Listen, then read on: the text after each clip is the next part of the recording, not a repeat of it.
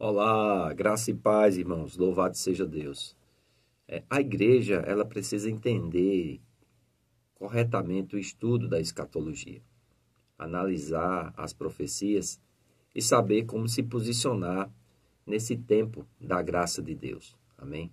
Porque nós, como igreja do Senhor, precisamos cumprir a nossa vocação celestial, precisamos cumprir a nossa carreira com perseverança, com alegria e com esmero no temor do Senhor.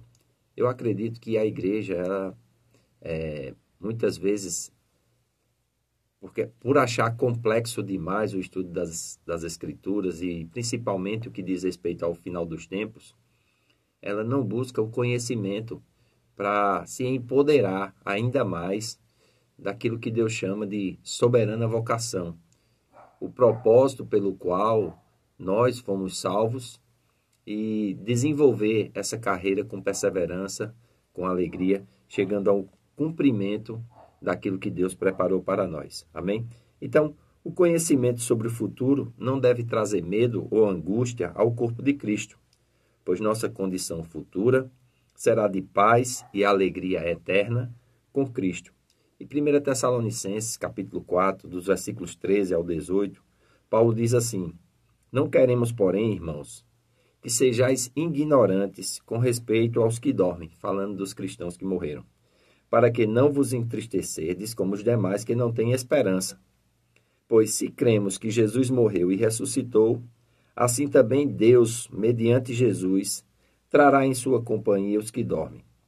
Ora, ainda vos declaramos, por palavra do Senhor, isto: nós, os vivos, os que ficarmos até a vinda do Senhor, de modo algum precederemos os que dormem, porquanto o Senhor mesmo, dada a palavra de ordem, ouvida a voz do arcanjo e ressoada a trombeta de Deus, descerá dos céus, e os mortos em Cristo ressuscitarão primeiro. Depois nós, os vivos, os que ficarmos, seremos arrebatados juntamente com eles entre as nuvens, para o encontro do Senhor nos ares, e assim estaremos para sempre com o Senhor. Consolai-vos, pois, uns aos outros com estas palavras. Então o apóstolo Paulo está falando aqui a respeito de um evento chamado de arrebatamento da igreja. Esse encontro será nos ares, não é a segunda vinda de Cristo. E a igreja precisa estar preparada para, quando isso acontecer, ela receber os seus galardões. Porque quando nós estudamos as profecias, o objetivo desse estudo é para nós sermos firmes e constantes na obra do Senhor e testificarmos a respeito do nosso Senhor Jesus Cristo. Sabemos que Ele está vivo e por isso cremos que estaremos para sempre com Ele. Por causa disso, nós devemos anunciar Jesus e o Evangelho ao mundo. Então, o que é que acontece quando a igreja é arrebatada? 2 eventos vão acontecer, um chamado de Tribunal de Cristo, outro chamado das bodas do Cordeiro. Isso é específico para a igreja, amém? Então, o Tribunal de Cristo, ele é um local onde os cristãos, o corpo de Cristo, a igreja, eles vão ser recompensados mediante aquilo que fizeram por meio do corpo. Nós precisamos entender que o Tribunal de Cristo não está lidando com julgamento. Essa palavra Tribunal de Cristo, a palavra grega usada, é bema, que se referia à plataforma elevada onde o juiz da arena grega recompensava os vencedores das competições, também chamado de assento de recompensa. Esse tribunal, ele não se refere a um julgamento se o crente vai ser salvo ou não. Se você for arrebatado, você já está salvo.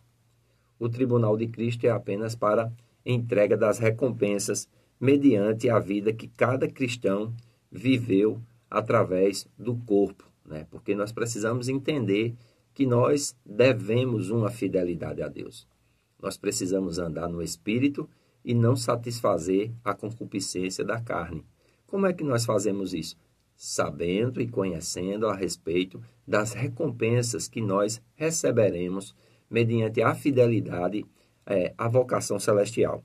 O apóstolo Paulo, em 1 Coríntios, capítulo 3, versículos de 10 a 15, ele diz assim: segundo a graça de Deus que me foi dada, lancei o fundamento como prudente construtor, e outro edifica sobre ele. Porém, cada um veja como edifica, porque ninguém pode lançar outro fundamento além do qual já foi posto, o qual é Jesus Cristo. Contudo, se o que alguém edifica sobre o fundamento é ouro, prata, pedras preciosas, madeiro, fena, palha, manifesta se tornará a obra de cada um, pois o dia a demonstrará, porque será revelada pelo fogo, qual seja a obra de cada um, o próprio fogo provará. Se permanecer a obra de alguém que sobre o fundamento edificou, este receberá galardão.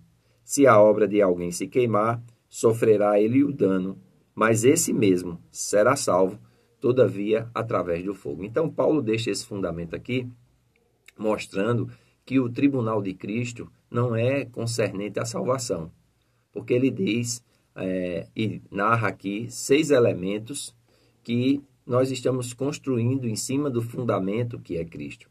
E esses elementos é como nós estamos vivendo a nossa vida, do momento que nós nascemos de novo, até o momento da nossa morte, ou até o momento do nosso arrebatamento. Ele fala sobre 3 elementos, ouro, prata e pedras preciosas. Ele fala sobre madeira, feno ou palha. E diz que o que vai julgar esses elementos são o quê? É o fogo, amém?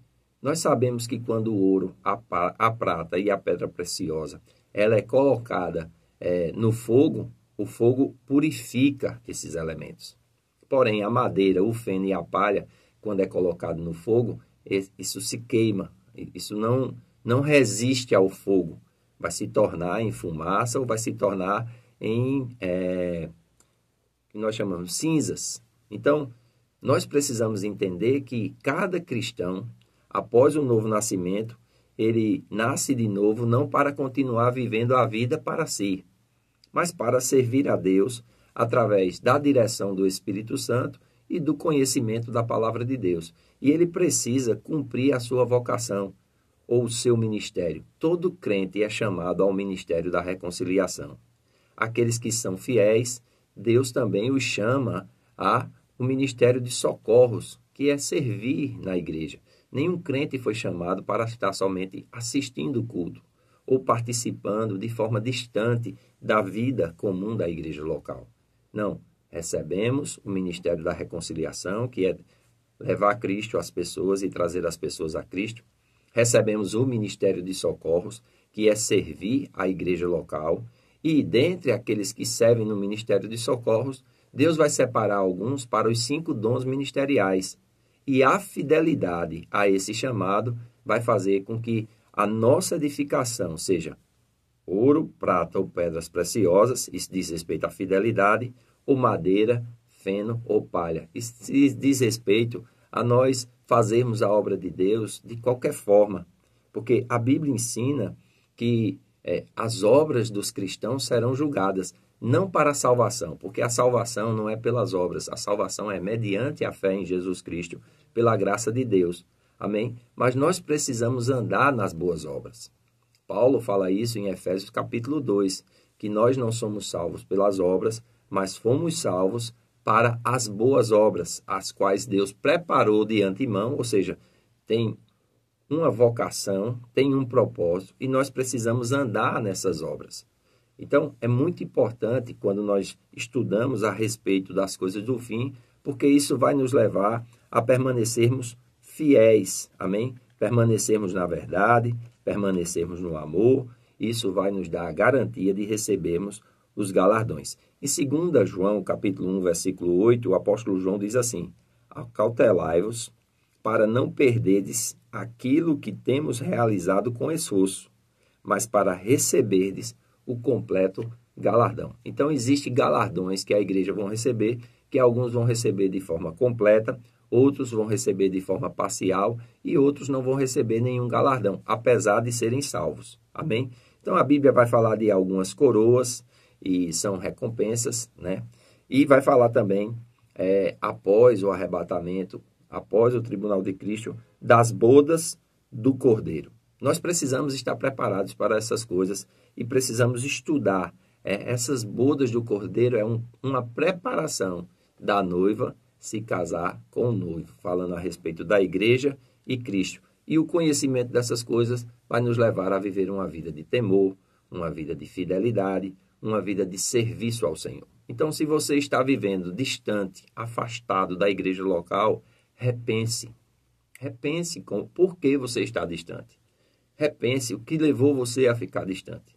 Nada justifica você não cumprir a vocação celestial, porque Deus já nos deu a sua palavra, Deus já nos deu o seu Espírito, Deus já colocou dons na igreja para preparar a igreja a cumprir todo o seu propósito. E eu creio que o estudo das profecias vai nos levar a viver uma vida de maior temor, uma vida de maior serviço e uma vida de alegria e paz no Espírito. Os dias que nós estamos vivendo são dias desafiadores, mas Deus prometeu que estaria conosco em todos eles.